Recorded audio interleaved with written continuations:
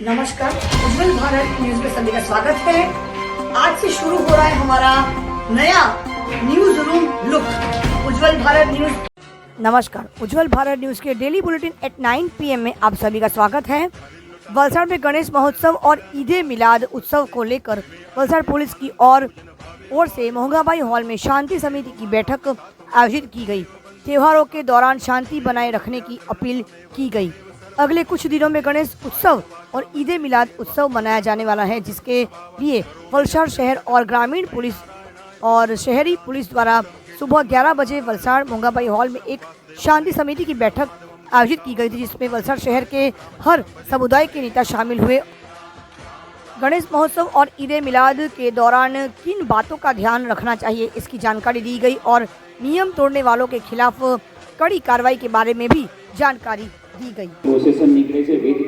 आपको बता दें कि भारत में गणेश चतुर्थी के व्यापक रूप से मनाए जाने वाले और समावेशी उत्सव के लिए विभिन्न समुदायों और पृष्ठभूमि के लोग एक साथ आते हैं। क्योंकि विभिन्न जातियों, धर्म और सामाजिक वर्गों के लोग उत्सव में भाग लेते हैं, इसलिए यह एकजुटता की भावना को बढ़ावा देता है। चूँकि ये इतने लंबे समय से मनाया जा रहा है, इसलिए इस त्यौहार को ऐतिहासिक और सांस्कृतिक दोनों दृष्टि से महत्वपूर्ण माना गया है। ये भारतीय विरासत और संस्कृति का एक अनिवार्य घटक है।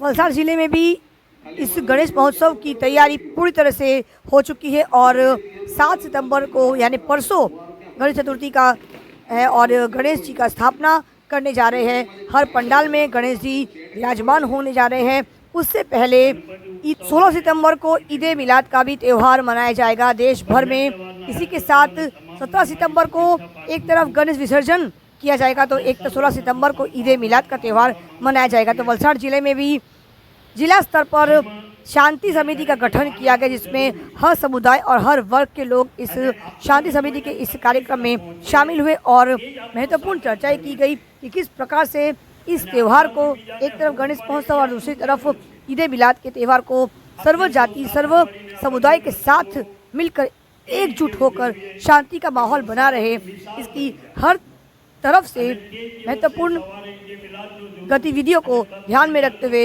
इस कार्यक्रम का आयोजन किया गया था और शांति समिति का गठन किया गया। और इस शांति समिति के इस खास कार्यक्रम में हर समुदाय के लोगों ने बहुत ही बढ़ चढ़कर हिस्सा लिया और अपने अपने प्रश्न हमारे जिला पुलिस अधिकारी उनके सामने प्रस्तुत किए गए और बहुत ही सकारात्मक तरीके से उनके सारे सवालों का, प्रश्नों का सकारात्मक तरीके से शांतिपूर्ण भावना के साथ जवाब दिया गया।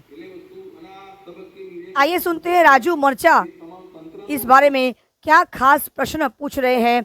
इस शांति समिति के गठन के दौरान उन्होंने भी कई सारे प्रश्न पूछे और किस प्रकार से गणेश महोत्सव शांतिपूर्ण तरीके से मनाया जाएगा। आइए जानते हैं राजू मर्चा जी इस बारे में क्या कहते हैं। तमाम वलसाड़ना लोगों खरेखर आत्माथी आप सौनी प्रशंसा नीति हृदयपूर्वक करीए छे कि पोलीस तरफथी एसपी साहेब आपना वर्मा साहेब सीडीपीआई पोलीस स्टाफ रूरलना दरेके बહુ મોટો સિફારો આપ્યો છે અને ખૂબ સારી રીતે અમને આગમન અને ઉલ્લાસથી કરવામાં દીધું છે। તો અમારા બી મંડળની ફરજ બને કે વિસર્જનની અંદર પોલીસને પૂરો સહયોગ આપીએ, એમના માર્ગદર્શન હેઠળ જે કંઈ બતાવ્યું છે તે પ્રમાણે કામ કરીએ। બકુલભાઈ કીધું 2-4 મંડળની ભૂલ થઈ છે, બકુલભાઈ 2-4 મંડળની ભૂલ નથી થઈ। ભૂલ આ વખતે ડીજેના સંચાલકોએ કરી છે, હરીફાઈમાં એ લોકો ઉતરેલા છે। એટલે સાહેબે કીધું એક બહુ સરસ સૂચના આપી છે કે એમને ડામવા ખૂબ જરૂરી છે, નહીં તો જે બી કંઈ ઘટના બને તો અડિયો બેઠો મંડળ પર આવશે। એટલે દરેક મંડળોને નમ્ર અપીલ છે કે ભાઈ આ વખતે એમને સૂચના આપો। ગણપતિની હરીફાઈ કરતાં એ લોકોએ જે હરીફાઈ કરી છે એને અમે દિલથી હૃદયથી એ કરીએ છીએ, દુઃખ વ્યક્ત કરીએ છીએ કે બીજી વાર આવું આના બને। વલસાડમાં પહેલી ઘટના આવી બની છે સાહેબ, નહીં તો આવું કોઈ દિવસ થયું નથી। આ ચર્ચાચર્ચીમાં જ આ કામ એ લોકોના તરફી કરવામાં આવ્યું છે। વલસાડના ડીજે એસોસિએશનના પ્રમુખ જોડે પણ વાત થઈ છે, એમને પણ એ લોકોને સૂચના આપી છે। પણ એની સાથે સાહેબ એક અમારી બે નાની રજૂઆત છે કે અમને 2 દિવસમાં ગણપતિ પંડાલોની અંદર દાદાની સ્થાપના થવા જઈ રહી છે, હિતેશભાઈ એન્જિનિયરને કીધું કે સાહેબ જે કંઈ રસ્તા પર ટ્રાફિક ઘણું છે એ ટ્રાફિકને અત્યારે દૂર કરવામાં આવે, સાઈડ પર કરવામાં આવે કે જેથી જે ગણેશના દર્શનો કરવા આવે તેમની ગાડીઓ પાર્કિંગ થાય સાહેબ, વ્યવસ્થા ખોરવાય નહીં અને એની સાથે લોકોને સૌથી પહેલાં તો આટલા બધા વરસાદમાં આટલા બધા આગેવાનો, બધા તમામ ધર્મના, તમામ ડીજેના સંચાલકો, તમામ ગણપતિ મંડળના આયોજકો બધા હાજર છે. બધાનો ખૂબ ખૂબ આભાર. લગભગ 9:30-10ની આસપાસ ત્યારે 2 ડીજે હતા. હવે સિવિલ રોડ એટલે તમને ખબર જ છે કે મોટા ભાગે એની પર એમ્બ્યુલન્સ ચાલતી હોય છે. હવે એમાં જે પેલી લાઇટો લગાડેલી હતી એ એટલી ઝબક થતી હતી કે દૂરથી આંખો અંજાઈ જાય. એટલે એ રોડ ઉપર મારી ખાસ વિનંતી છે કે જે ડીજે વાળા હોય એ પોતાની લાઇટોને એ રીતે એડજસ્ટ કરે કે સામે ડ્રાઈવરની આંખમાં ના પડે. કેમ કે એમ્બ્યુલન્સ આવતી હશે ને તમારી લાઇટ એ રીતે ઝબકી ગઈ છે અને જો કદાચ ડ્રાઈવરની આંખમાં પડી ગઈ તો એમ્બ્યુલન્સમાં જે પેશન્ટ છે એને પણ તકલીફ પડશે. ડ્રાઈવર થોડું 1 સેકન્ડ માટે ચૂક્યો તો સ્વાભાવિક છે કોઈ પણ બાજુ એનું એમ્બ્યુલન્સ જતી રહેશે. એટલે નહીં કરતા પેલું કે બકરું કાઢતા હું પેઠું. હવે વાંક કોનો કાઢવાનો? એમ્બ્યુલન્સમાં કચડી જાય તો ડ્રાઈવરને પકડશે. હવે ડ્રાઈવરને ખબર જ છે કે મારાથી કેમ આ સ્ટેરિંગ આડોડું થઈ ગયું. એટલે આ વસ્તુ જરૂરી છે કે ડીજે વાળા જે લાઇટો ઝબક રાખે પણ એની એક માત્રા હોય કે તમે કયા રૂટ પર પાસ થઈ રહ્યા છો. લાઇટો સુરતમાં ખબર છે કે જ્યારે એરપોર્ટ ઉપર ઘણીવાર પ્રોબ્લેમ ક્રિએટ થતા હતા આવી રીતે લીંબાઈ બાજુથી લાઇટો છે પેલા એરપોર્ટ ઉપર પ્લેન આવતું હોય આંખમાં પડે એટલે મેસેજ પાસ થતો હતો કે એક જગ્યાએ લાઇટ ચમક થાય છે.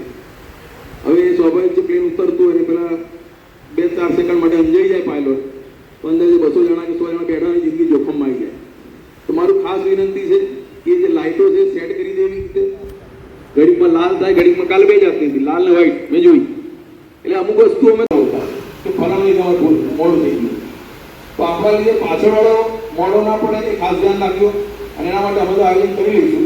પણ તો આપણે જે ડીજેની વાત કરી એટલું મોટું એન્ટિના લીધું એન્ટિના ભરી જાય જશે એટલે કાઢતા વાર લાગે.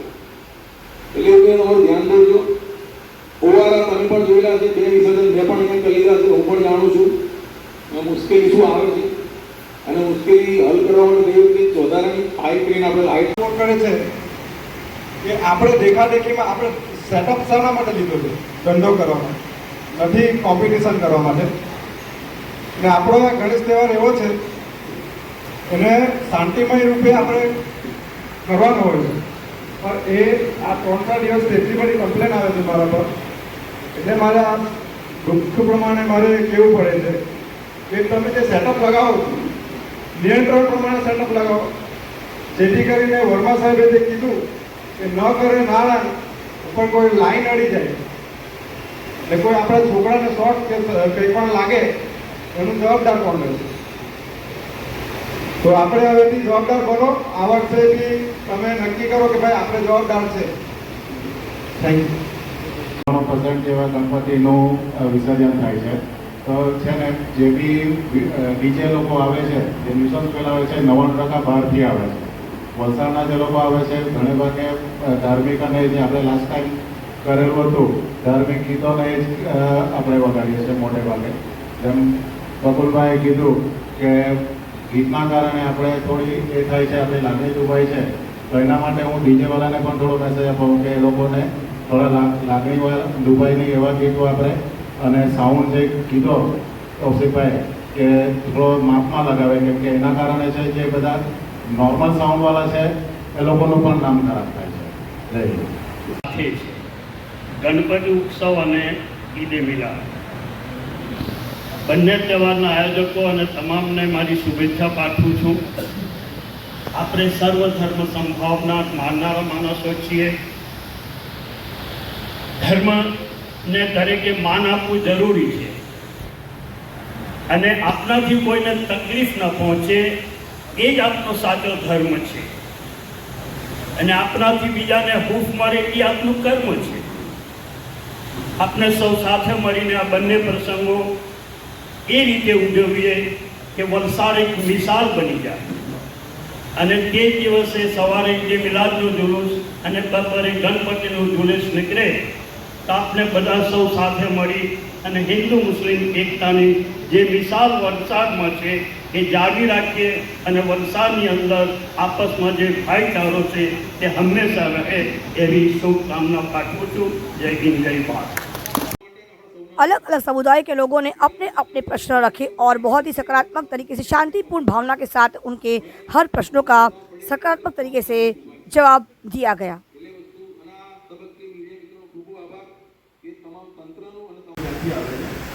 અને એ લોકો જે છે એ આવી જાય છે પછી અમે ત્યાંથી પ્રસ્થાન કરીએ।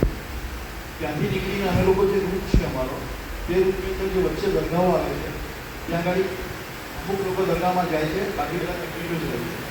આજુબાજુ કોઈ જગ્યાએ રોકાતું નથી, ફક્ત ટાવરની ઉપર જે છે અને ખડકી બાબા રસોની દરગાહ જે છે ત્યાં થોડું ઘણું રોકાય છે, બાકી કોઈ જગ્યાએ રોકાતું નથી।